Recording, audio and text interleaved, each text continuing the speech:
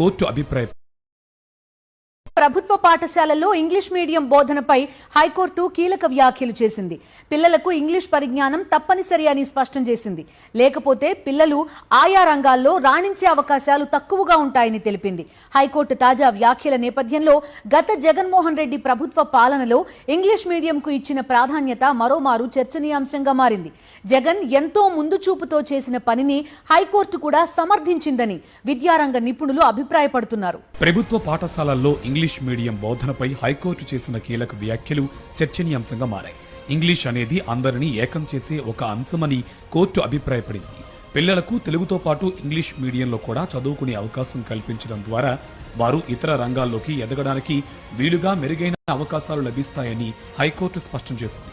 ప్రభుత్వ పాఠశాలల్లో ఇంగ్లీష్ మీడియంలో బోధన ద్వారా పిల్లలను ప్రధాన స్రవంతిలోకి తీసుకురావడానికి ప్రభుత్వం ప్రయత్నిస్తోందని, అది మంచి పరిణామమేనని పరోక్షంగా గత జగన్ ప్రభుత్వ విధానాన్ని ప్రశంసించింది.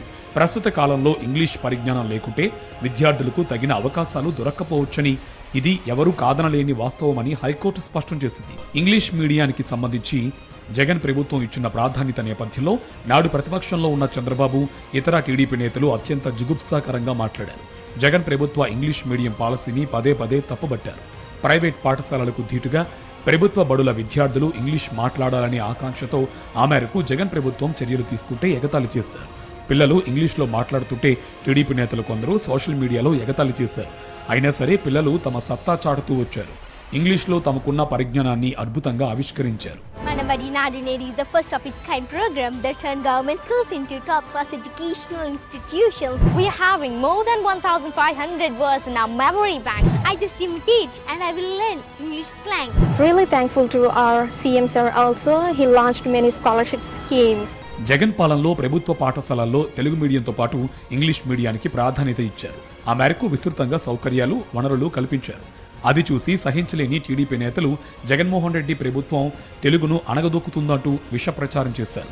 ఉపరాష్ట్రపతిగా పనిచేసిన బీజేపీ నేత వెంకయ్యనాయుడు సైతం ఇంగ్లీష్ మీడియంకు వ్యతిరేకంగా మాట్లాడేలా ఎల్లో మీడియా తన విష ప్రభావాన్ని చూపింది.